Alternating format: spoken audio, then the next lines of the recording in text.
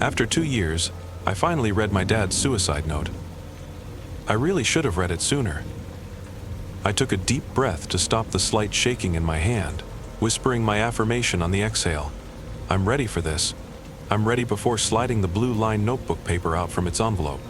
It was finally ready to read my dad's suicide note. It took me almost 2 years to get to this point of acceptance and readiness. 2 years ago, I was known as a bright, energetic girl who was ready to take on the world. Having just finished high school as the class valedictorian, I was following in my father's footsteps and received a full-ride scholarship to his alma mater, where I would also compete nationally on the women's track team. All of this was possible thanks to the support of my favorite person in the world, my dad. Growing up, as far back as I can possibly remember, it was just me and Dad. He had told me that my mother had given in to her drug addictions and walked out when I was still an infant. He always told me I looked just like her, which I can verify by the pictures he showed me. That being said, he never was able to find her. Nobody knows if she is even alive. My dad didn't hesitate to be the perfect dad, regardless of losing my mother.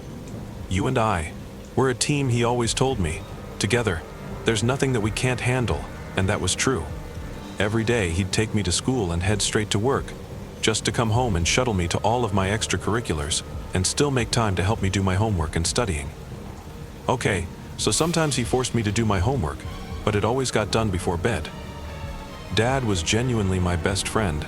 Our bond was something most other girls just couldn't understand, as they constantly fought and argued with their fathers. Not me though. We were a team. There was nothing that we couldn't handle. That is until there was no we anymore. That weekend, we spent all Saturday moving my things into my new college dorm. I remember that day like it was yesterday. We talked and laughed all day as we unpacked and set up furniture together. We could only avoid the inevitable for so long though, as night fell and Dad still had a 3-hour drive home. Finally, we both broke into tears as we said our goodbyes. Remember, we're a team, he told me, choking back his tears. Together, there's nothing we can't handle, I finished for him. And with that, he climbed into his pickup and drove off. I cried myself to sleep, thinking about how I had never gone more than a day without seeing my dad, and now I was supposed to live on my own. I woke up early the next day, still wearing my jeans from moving day, realizing that I hadn't stayed up to get the text from my dad ensuring he made it home safely. I picked up my phone to check for his text, but naturally the battery was dead. I connected the charger and got the coffee pot started while I waited for my phone to charge. By the time I got back to my bedroom, the phone had enough juice to turn on. I put in my passcode and went straight to the messaging app, but there was no message from Dad. I immediately had a bad feeling about that. It seemed so unlike him to not send the message when he got home. My mind started jumping to all of the what ifs. What if he had been in an accident? What if he was in the hospital, or worse? I called, hoping he would pick up the phone and calm my anxiety, but the call went straight to his cheery but sarcastic voicemail he hadn't changed in years. This is Darren. Sorry I missed your call. Leave me a message and I'll probably call you back. But no guarantees. Hey Dad, this is Aaron. Sorry I fell asleep. Just wanted to know you got home okay. Call me, love you. I'm sure he just fell asleep and hasn't got up yet, I told myself out loud. I continued to try and reassure myself that nothing was wrong, but it didn't help. I just couldn't quash that feeling that something was wrong. An hour had passed, then 2, then 3. I must have called at least a dozen times, but every call had the same result. Straight to voicemail. By the time it was noon, I knew something had to be wrong. Very wrong. If my dad slept until 7:30 a.m., that was sleeping in for him, even on a Sunday. I did the next thing I could think of and called my Uncle Dan, who lives only 25 minutes away. Hey, Uncle Dan, sorry to bother you, but have you heard from my dad? He never called to say he was home last night, and well, he hasn't answered his phone. Oh, I'm sure he's fine. He's probably just sleeping in. He's an empty nester now, or maybe he's just working on that old Camaro. Maybe he'll finally get it running, Dan said with a chuckle. Look, I said while pacing my room, somewhat annoyed by his lack of concern. Can you just please do me a favor and go check on him? I'd love to, but I'm at the lake right now, having myself a nice quiet fishing trip. But tell you what, if you haven't heard from him by later this afternoon, I'll stop by on my way home and smack him for you. All right. "Thanks, Dan," I said before hanging up, not even trying to hide my disappointment. I couldn't understand how Dan could just blow off the fact that Dad hasn't called me. I knew my dad better than anybody, and this wasn't normal. I called the highway patrol next and asked them if there had been any accidents involving a 2006 Chevy Silverado. Thankfully, there had been none. After that, I called the local police for my dad's city, asking them to file a missing persons report or to do a wellness check. They blew me off the same way Uncle Dan did, telling me that he's an adult and has no obligation to check in with his teenage daughter, and recommended that I wait a couple of days. By 2 p.m., still, with no phone call and nobody that would take me seriously, I grabbed the keys to my dainty maroon sedan and started driving. I drove fast, I couldn't help it, but I made it home in just 2.5 hours, cutting 30 minutes off the usual 3-hour drive. I felt my heart speed up and hit a little harder as I pulled into my neighborhood, anxious to get some answers. As the garage door opened, I could see the Chevy Silverado in the garage, next to the rusty old Camaro with parts and tools scattered about. Feeling a little relieved, I took a deep breath in and let my chest push the air back out. "Dad," I called out as I walked through the door. His keys, wallet, and cell phone all lay in place on the old, beat-up, brown shelf next to the door. "Dad, are you home?" There was still no answer as I peeked out into the backyard. It seemed as though the home I'd known my whole life had never been so quiet. It was usually filled with the sounds of conversations, laughter, music, or the sound of sports playing in the living room. Tonight, however, the silence of the house was so muted that each stair creak sounded like the house was moaning in pain, as if it was being forced to tell a dark secret. "Dad," I called out, a little softer this time, scared to disturb the leering silence.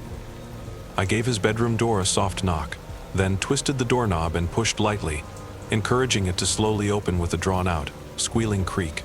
That's where I found him. The first thing I noticed was the blood. The headboard of his bed had a deep red, almost black in the middle, spatter of blood. It looked as if someone had filled a large water balloon with blood and launched it at the headboard. The splatters of blood projected upwards from the headboard, leaving long streaks of blood up the wall and even onto the ceiling. Laying on the bed was my father, thankfully slumped in a way that I could not see his head and face. Next to him, I could see the deep brown wood stock of his 12-gauge shotgun. This is an image I can't get out of my mind. The harder I try to not think about it, the more I think about it. It haunts me every day and every night. I frequently have nightmares where I watch a dark figure place a shotgun to my dad's head and pull the trigger, sending blood and brain matter flying throughout the room. I always try to stop it from happening, but I'm unable to move. That evening, I experienced what shock truly is. It's as if the part of my mind that controls how rational people should act simply broke. I know I called 911.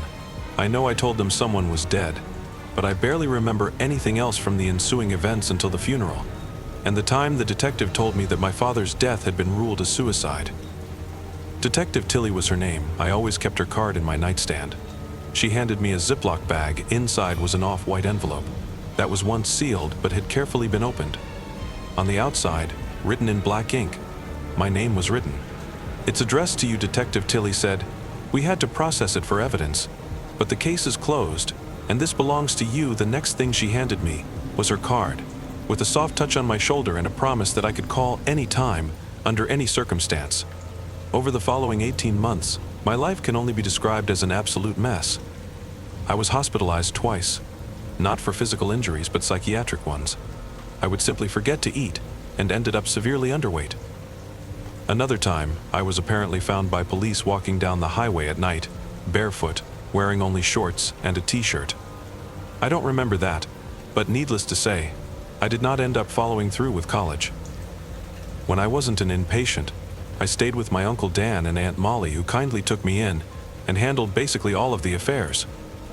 Over the past 6 months, thanks to the help of Uncle Dan, Aunt Molly, my psychiatrist, and my therapist, I've made progress enough to finally start feeling like a normal person again.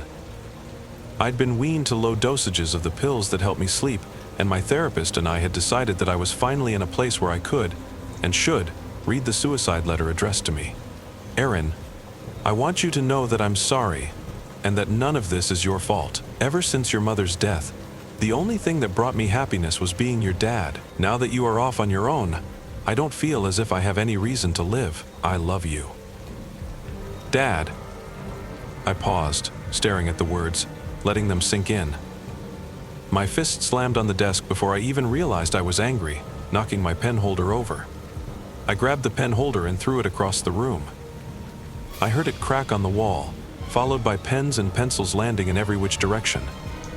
What the fuck, I said out loud, as my sight blurred slightly from the accumulating tears.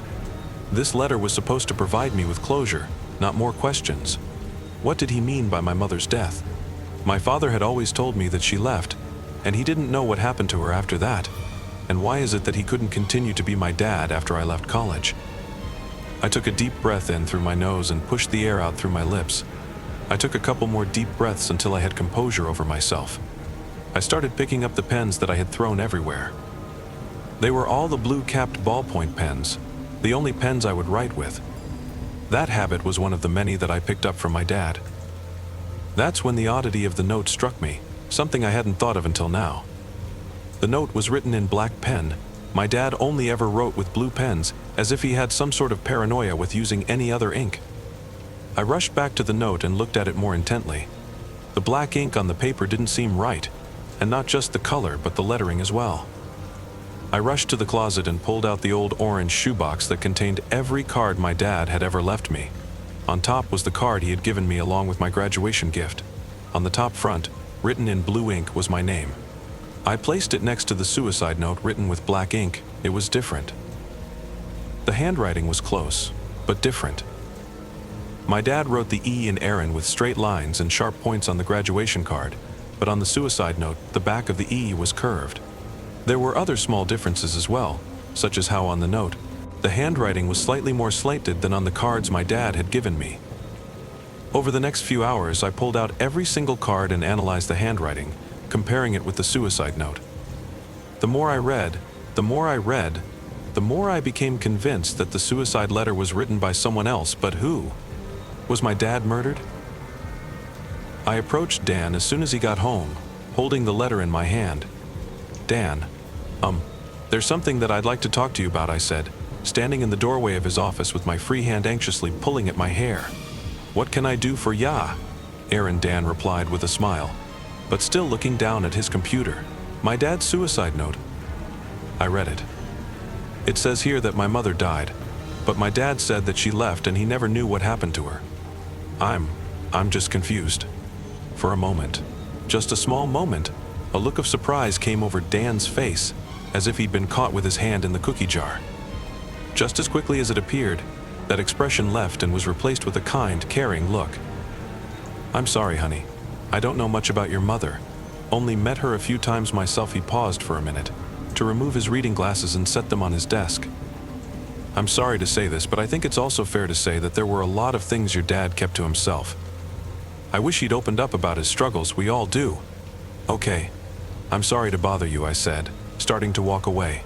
Hey, don't leave yet. Is there anything else that is bothering you? Well, the thing is, I trailed off and looked down at the ground. I didn't know how to say it. That I thought my dad was murdered. I started doubting myself and was worried that after all of the problems I've had that I might sound crazy. It's okay, Aaron. You can tell me. I don't think my dad wrote the note. It's not his handwriting. It doesn't match, I spat out.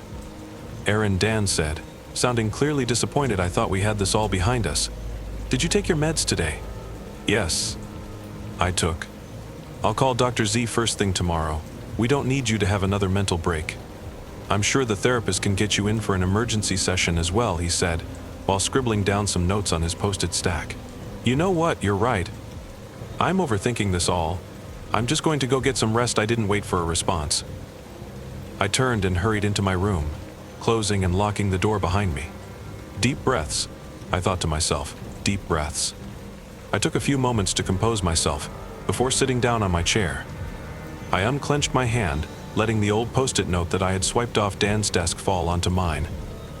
The note said, "Pickup prescription for Aaron." The E was written with a curved backline. I placed it next to the alleged suicide note. The handwriting from Dan's post-it note was a dead match. Dan wrote this suicide note, not my dad. hours passed while I sat at my desk, staring at the notes, grasping the new reality of the situation. A dozen thoughts crossed through my mind as to what might have happened, what role Dan had played in my father's death. Molly had knocked on my door and tried to coax me out for dinner. I declined, saying that I needed some rest. My therapist called too. Undoubtedly, he had received a call from Dan. I ignored his call, thinking Dan was trying to make me think I'm crazy. "What are you hiding, Dan?" I asked myself. It was 11 p.m., and I was sure Dan and Molly had gone off to bed. I pulled out that old business card that I had kept for the last 2 years. On the top, in blue handwriting, the card read, "Tamatha Tilly, Detective." I pulled out my cell phone and dialed the number, hoping that she would pick up. Listening to the tone, I couldn't help but think about that day 2 years ago, trying to call my dad not knowing he was already dead, laying on his bed with his brains splattered across the wall. "This is Detective Tilly." The voice startled me. I had been so lost in that horrific memory that I forgot about the present. "Hello, is anybody there?" Detective Tilly asked from the other end of the line. "Yeah. Sorry. My name is Aaron Mills. 2 years ago, you worked my dad's case. Darren Mills? I remember you." "Yeah," she said, in a kind voice with a hint of sadness. "Some cases are hard to forget." "How are you?" she asked. "Well, I'm a little freaked out," I said, feeling comforted by the openness of Detective Tilly's warmth. "The thing is," I started to pace the floor, not really sure how to say it. "Go ahead, Aaron. What can I do for you?" Detective Tilly encouraged. "I know it's been 2 years. And I know this probably sounds crazy, but I've just read my father's suicide note, and it's not his handwriting. He didn't write it." There was a pause of silence from the other end of the line. "Are you sure?" Detective Tilly asked. "Yes, and I've compared it to my uncle's handwriting, and it looks exactly like his." "I know how this sounds, but..." "I believe you," Detective Tilly said before I could finish. "Look, if you're right about this, we need to get ahead of the situation now. Where are you? I can come pick you up, bring the note, and your uncle's handwriting sample, and we'll look at this together." It felt so good to hear her say that she believed me. It had been so long since somebody truly believed in me, instead of treating me like some sort of head case. "Okay, I live at redacted XXX Street." I told her, already grabbing some clothes from my closet with my free hand, "But I'll probably have to sneak out. This is my Uncle Dan's house." And when I said something to him about the note, he got really weird. "Oh shit. Aaron, you need to get out of there." "I'm already on my way. Keep me on the line. Get out of that house. Walk down the street. Then start talking to me and I'll pick you up." "Okay," I said. "I'll talk to you in a few," before slipping the phone into my pocket, with Detective Tilly still on the line. I quietly slipped my Vans on and grabbed a backpack with my computer, phone charger, and a set of spare clothes along with a folder containing the suicide note, writing samples from my dad, and the post-it note from Dan, before quietly opening the door and stepping out, going somewhere. I jumped a mile at the sound of Dan's voice and almost fell over while my heart punched my chest from the inside. "Dan, hey," I said, trying and failing to hide the obvious fact that I was caught red-handed by the man that may have murdered my dad. I was just going for a walk." "With your backpack," Dan said immediately, taking a step forward. I took a step backward at the same time. "Yeah, just in case I get hot and need to take my jacket off." Dan took another step forward, and I took another step backward to keep out of arm's reach. "Look, we just want to keep you safe. You've made so much progress, we don't need another regression. Why don't you hand over the note so we can get past this?" His suggestion sounded more like a demand, and it occurred to me that he had probably been listening to my conversation with Tilly. He took another step forward, and I took another step backward. "No," I said. "It's mine and it belongs to me. You know, you should remember who took you in, and put up with all your psychotic breaks before you go making crazy accusations about the people who care for you." His usually cheerful voice now sounded dangerous and sharp, and he took another step forward. I realized that I was all but cornered. He stood between me and the door. "Give it to me now," he demanded, no longer able to maintain the Mr. Nice Guy facade. He lunged at me. I turned to run, but his hand caught my backpack, ripping me backward. I landed hard on the floor, smacking my head on my chair on the way down. "Get off me," I shouted, and started kicking my feet at him. He ripped the backpack away, but I held onto it with both hands on the straps. He pulled again, even harder, and the seam in the strap started to rip. I remembered what my dad had taught me: if I were ever to be attacked by an evil man, to kick him in the groin. I summoned all of my strength and kicked as hard as I possibly could, placing my lower shin right between Dan's legs. He let go of the backpack and fell to his knees while I fell backward toward the window. "You stupid bitch," Dan yelled as he started to stand up. I was already pushing the screen out of the window, and just as he rose back to his feet, I jumped out of the window, landing in the bushes 4 feet below. I scrambled to my feet while wiping the blood away from the cut on my forehead created by my collision with the chair. I heard a thud behind me and turned to see that Dan had already made it through the window. All I could do now was run. I made it about 10 feet away before something hard hit my head. My vision flashed, and the next thing I knew I was on the ground with Dan standing over me, a large rock in his hand. Drop the rock or I'll shoot. I looked up to see Detective Tilly standing 20 feet away, her pistol drawn and pointed right at Uncle Dan. "Look, this is just a big misunderstanding," Dan said desperately while dropping the rock. "Put your hands on your head and get on your knees," Tilly demanded as she walked forward, pistol still drawn. Dan dropped to his knees while I began to crawl away. "Now lay down on your stomach," Tilly demanded, as she carefully navigated behind him. "She's having a psychological break. She needs help," Dan pleaded. But Tilly ignored him. Instead, she grabbed his head and slammed him into the ground, face first, and proceeded to put him in handcuffs while multiple other police cars arrived. A lot happened in the next few weeks. I spent a couple of days in the hospital, being treated for a serious concussion. Detective Tilly stopped in multiple times to check in on me and keep me updated. The following day, she had the case reopened to be investigated as a homicide, with the suicide note being a key piece of evidence. Dan was arrested that night for assault. Detective Tilly had heard the entire thing over the phone and witnessed him hit me in the head with the rock. When questioned about the homicide, however, he refused to talk and lawyered up. Instead, they turned to interrogate Aunt Molly. It took her less than an hour to crack and confess to everything. As it turns out, it wasn't just my mom who was into drugs. They all were. Aunt Molly, Uncle Dan, even my dad. One night when I was just an infant, things got out of hand while they were using and my mother overdosed. They didn't want to go to the police because they would all go to jail and guardianship of me would have been given to the state. Instead, my dad and Dan disposed of her body and played it off as if she had walked out on us. They all got clean after that, and my dad made it his goal to be the best dad he could be. The night my dad died, my dad admitted to Dan that he couldn't hold on to the secret anymore. Now that I was an adult, he planned to confess to the authorities what had happened 18 years ago. This didn't sit well with Dan, so Dan killed him and made it look like a suicide to keep Molly and himself out of prison. It was a lot to grasp, but ultimately I feel much better finally understanding the truth. I've forgiven my dad and can finally move on with my life and continue to college. I know that, even though he's gone, Dad will always be with me. After all, we're a team, and together, there's nothing that we can't handle.